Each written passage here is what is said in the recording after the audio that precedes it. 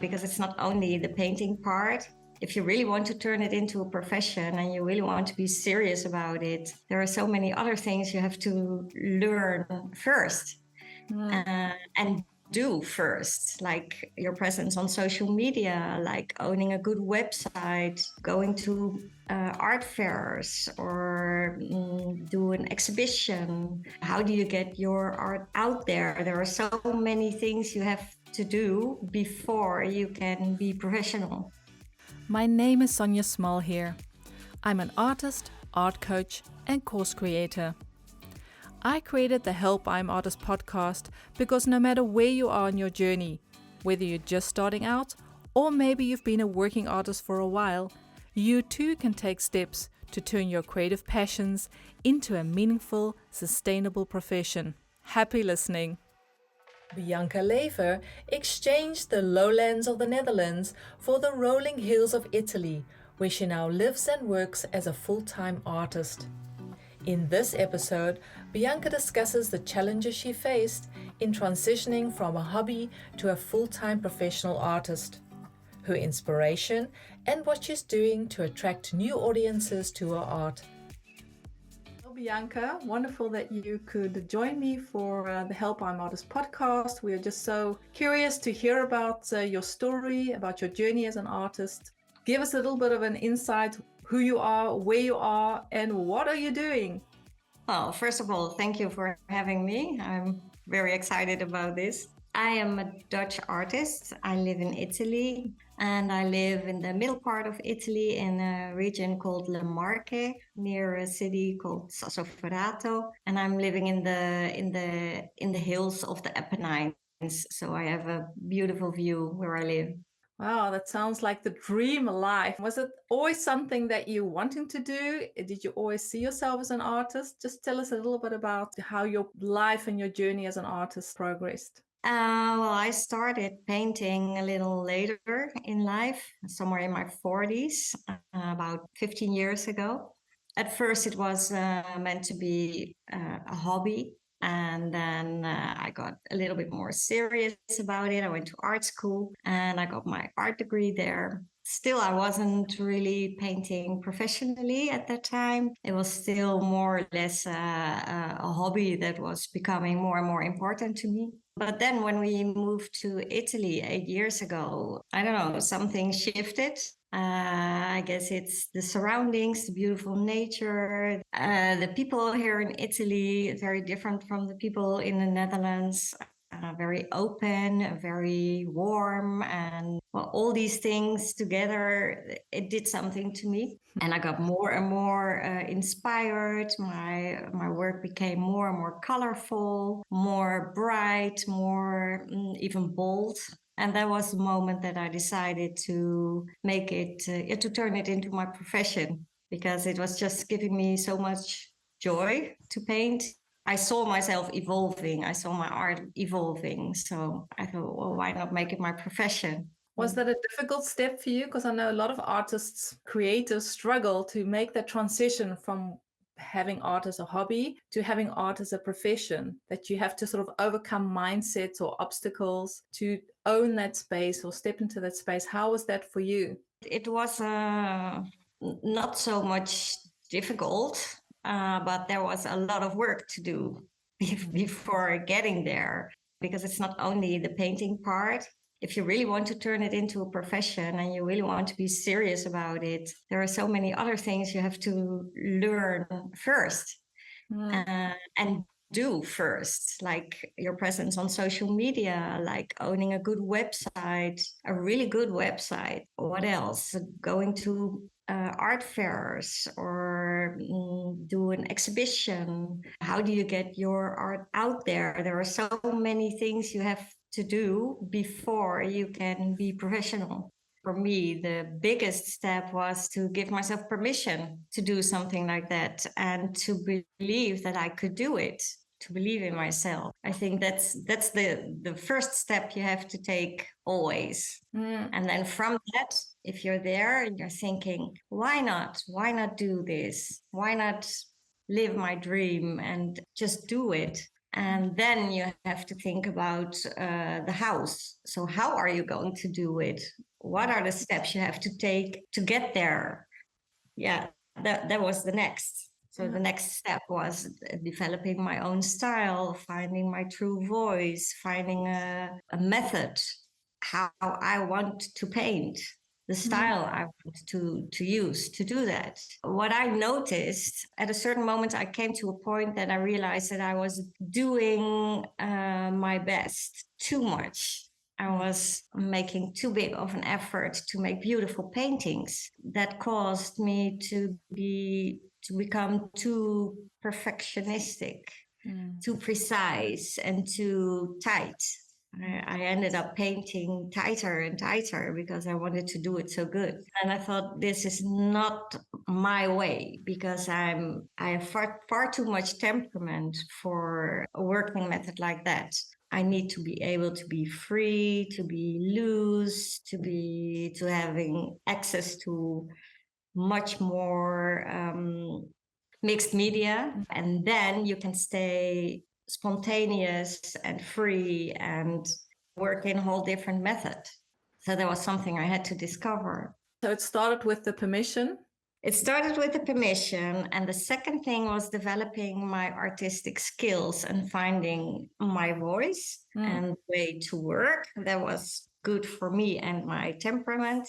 And then the third thing was learning how to run an art business, because that's a whole different department altogether. There are so many things you have to learn to really do this as a profession. There are so many things you have to know about, things like shipping your art overseas. How do you do that? Making a website. You need to have a really good website, your presence on social media.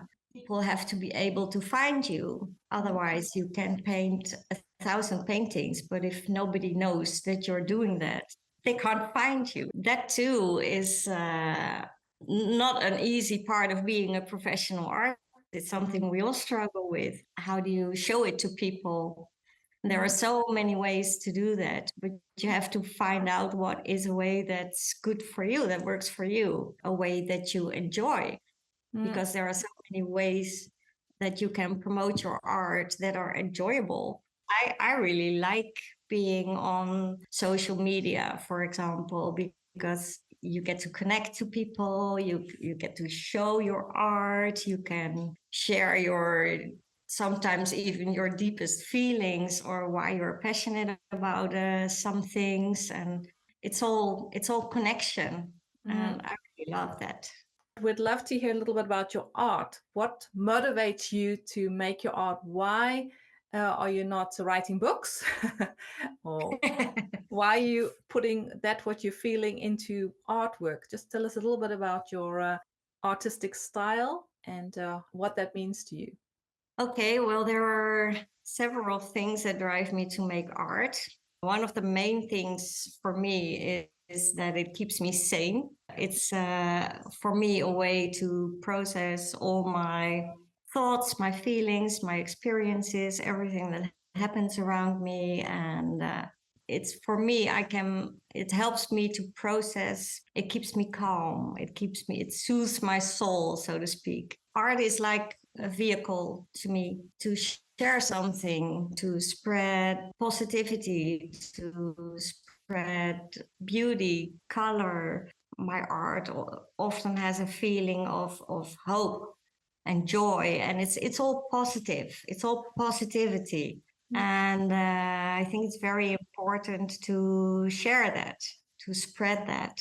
I think we all need it desperately. Especially now with everything that's going on. Just recently, I discovered a new thing, because you can also connect your art to a good cause. Many artists do that. And I just started that a few months ago by connecting my art to the cause of wildlife conservation. So I recently started to make a new collection. It's called Stay Wild, and it's all paintings of African wildlife.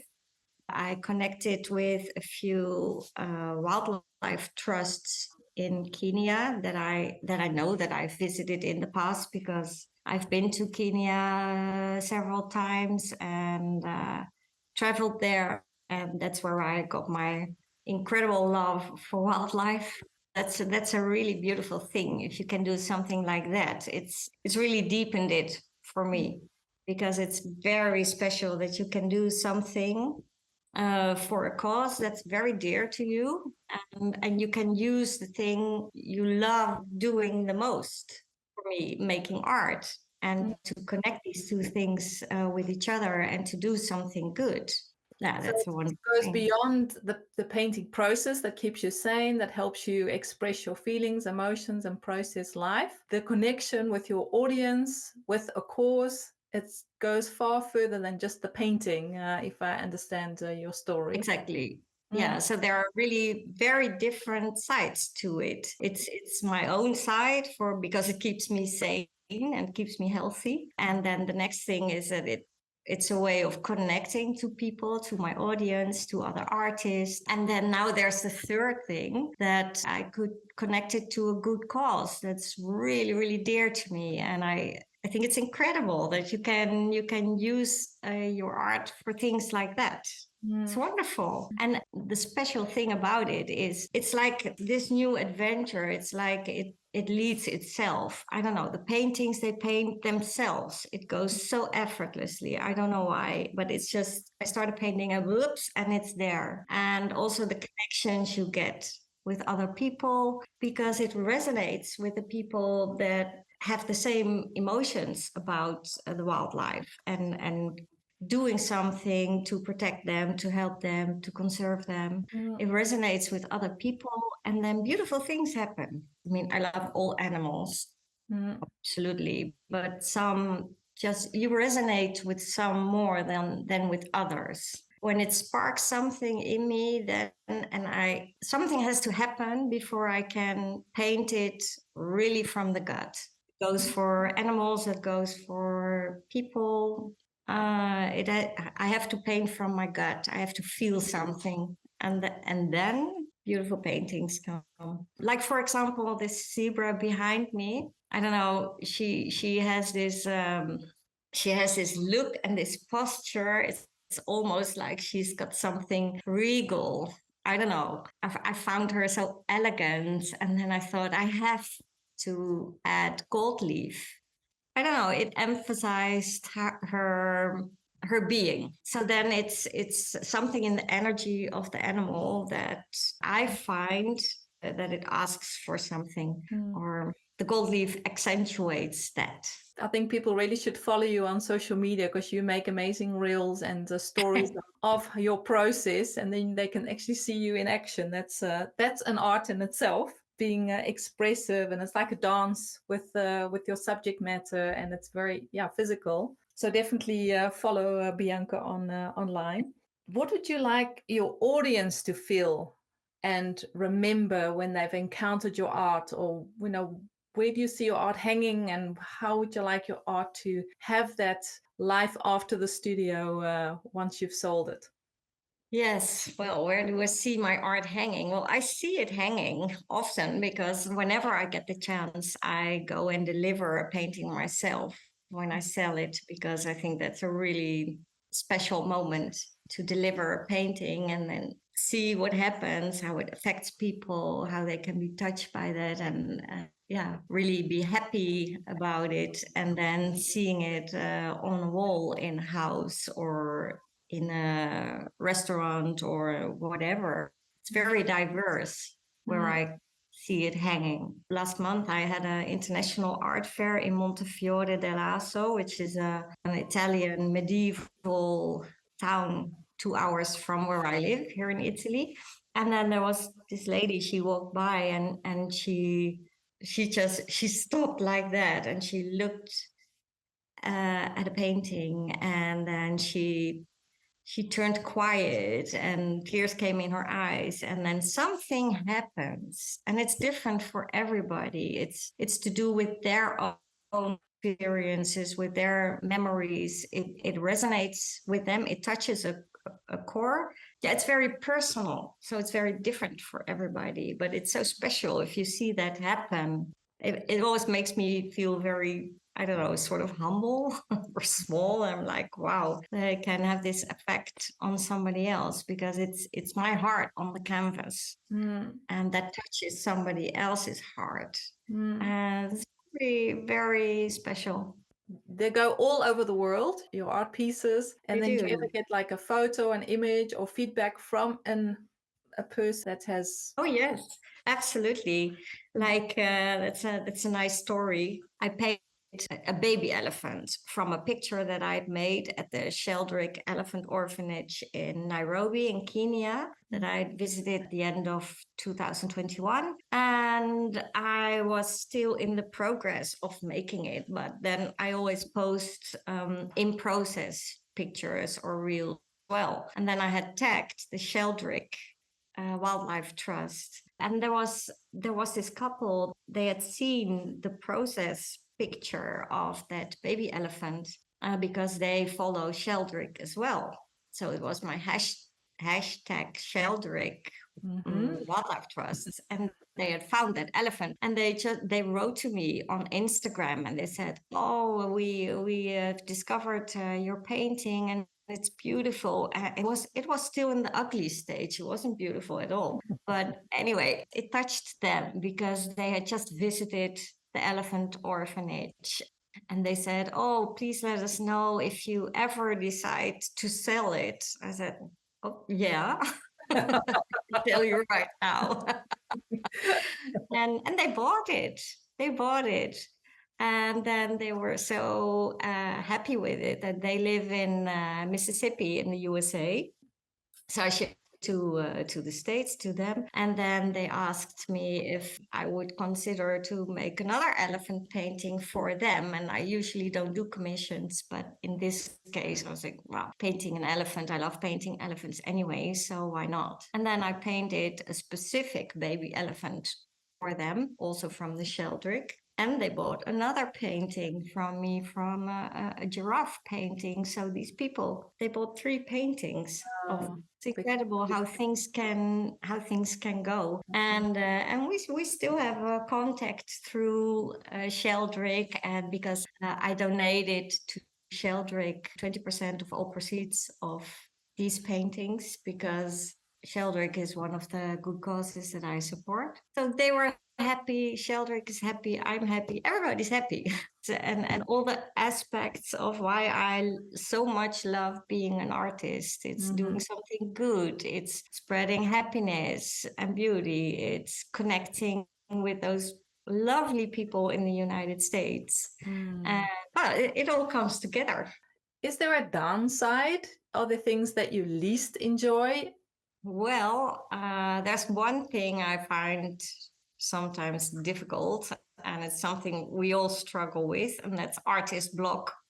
We all get to deal with it from time to time, even though by now I know it's actually a good thing when that happens, when you get artist block and you're just stuck. And because it's a sign that something's about to change, something's about to evolve in your style, in the way you paint.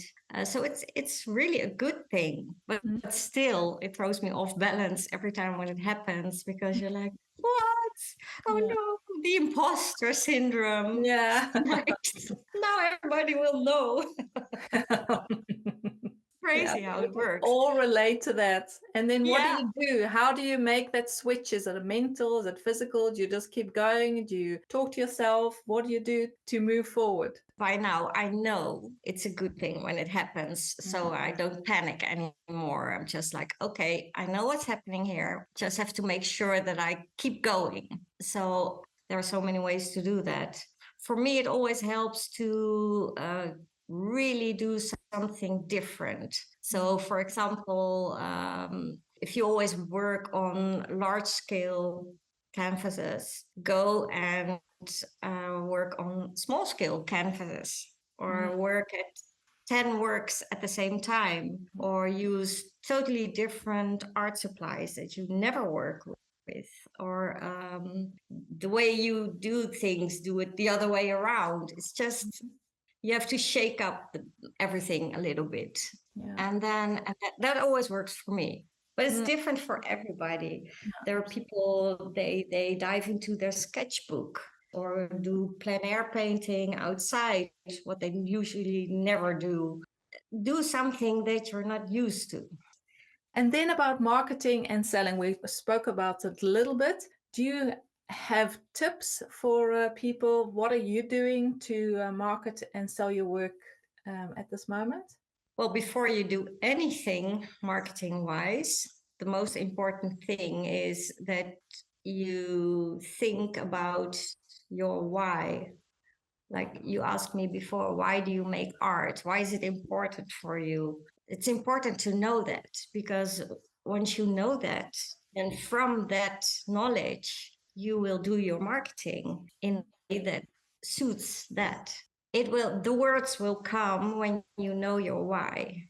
And the methods will come when you know your why, because not everything is for everyone. It's different for everybody. It's like I said, I love to connect to people. So I love going to art shows or having an exhibition or being on social media. I like it because I like to connect with people. And in a way that suits my why. Yeah. It's always, and it's not that I'm always happy. Of course, everybody sometimes has problems and everybody sometimes worries about things that happen in the world. I do too. But I choose optimism. I choose positivity. I choose happiness. And it's a choice. It's not that I close my eyes for the other things. I know they're there. Choose the other side.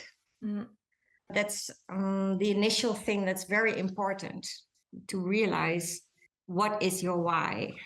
And then you know how you can do it. So I have a really good website. I put a lot of time and energy into that because it's really important to have that. I think that's something that lacks many, many artists. There are so many not so good websites out there. It's one of those things that we don't know a lot about as artists. And there are always people out there willing to help you. And then I have to admit that I at first made the mistake of putting a lot of energy in all the social media. So then I'm talking about Instagram, Facebook, LinkedIn, YouTube, Pinterest. I even had Twitter in the beginning. But I put a lot of time and energy in all those social medias. And then in the end, it's just too much. You cannot do them all for a 10. It's just not possible, because then you don't have any more time to paint.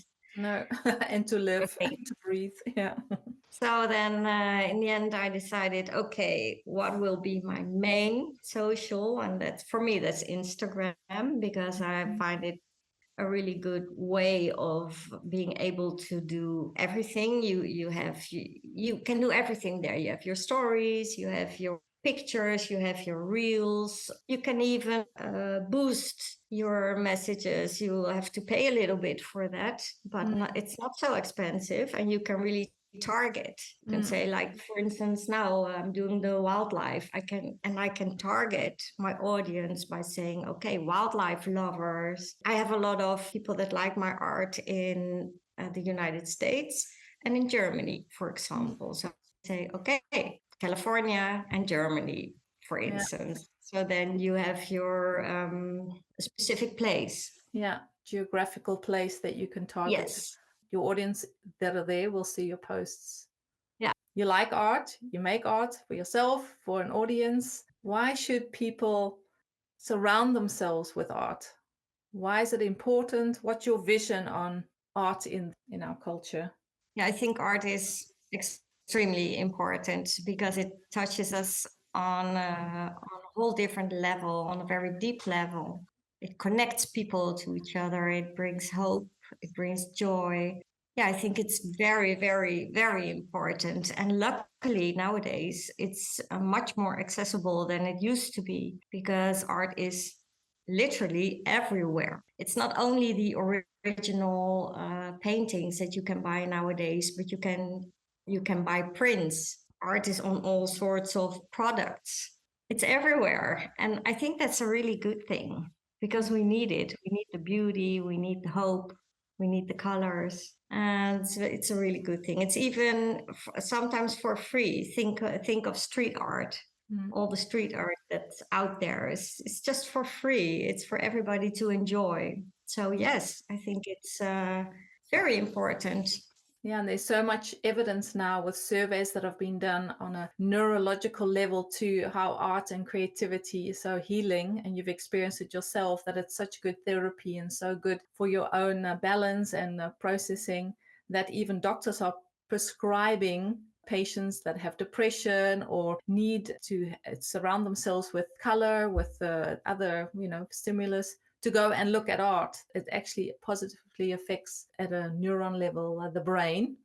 Yeah. So that's exciting and important for artists to realize that it goes further than just making your art, but it actually has such a beautiful snowball effect. It has. It does. Yes. Yes. So I think it's really important. And I think it's more and more integrated in daily life for everybody. I mean, it's not only for the happy few that can afford an original painting, but everybody can surround themselves with art. I think now is the best time to be an artist.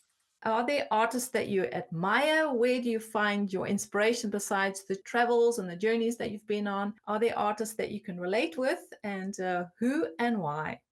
There certainly are. There are so many great artists out there. Obviously, some of the old masters that I really admire like Rembrandt. I really love his clair obscur, the light and dark play that it's beautiful. I've seen his paintings in reality, and it's incredible. So, or Michelangelo, his sculptures are mind blowing. And then if you realize that the limited techniques that were available at that time, it's incredible what these artists were able to make. It's beautiful. But also the contemporary artists, there are many that I admire, like Jenny Saville. I don't know if you know her. Like she makes those enormous paintings of people, and the way how she paints human flesh it's just amazing how she does it. You just have to admire it. And even though some of her paintings are not very happy, and because it's shocking, but still I admire it. Incredible what she does. And of course, I like to put some pop art into my paintings as well. I love Andy Warhol and his work.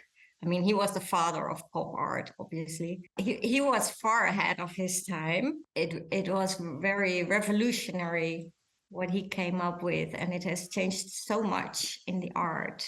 And there's this one more. I mean, I can go on forever, but one more. one more. Lita Caballot. Yeah, she makes these portraits, paintings, figurative paintings, so expressive with so much boldness and temperament, and it's wonderful. So I love her. Yeah, very inspiring. Like she really pushes the envelope. In closing, Bianca, what advice would you give the 20-year-old version of yourself? In retrospect, are there things that you would have done differently, that you wish you would have known beforehand, that would have made your life easier as an artist? Is there anything you can share? Well, I think that things always happen for a reason. At least that's my belief. I started painting very late in life, in my 40s. So of course, sometimes I can think, oh, I wish I'd started earlier. But then on the other hand, there's always a reason for everything. I would say believe in yourself and be more confident. But also being confident and believing in yourself, it happens only when you are ready for it. Yeah. So And just touching on that a bit, you started later in life. Is there ever a moment when it's too late to follow your artistic dream? Because I know there's listeners that are in all the different phases.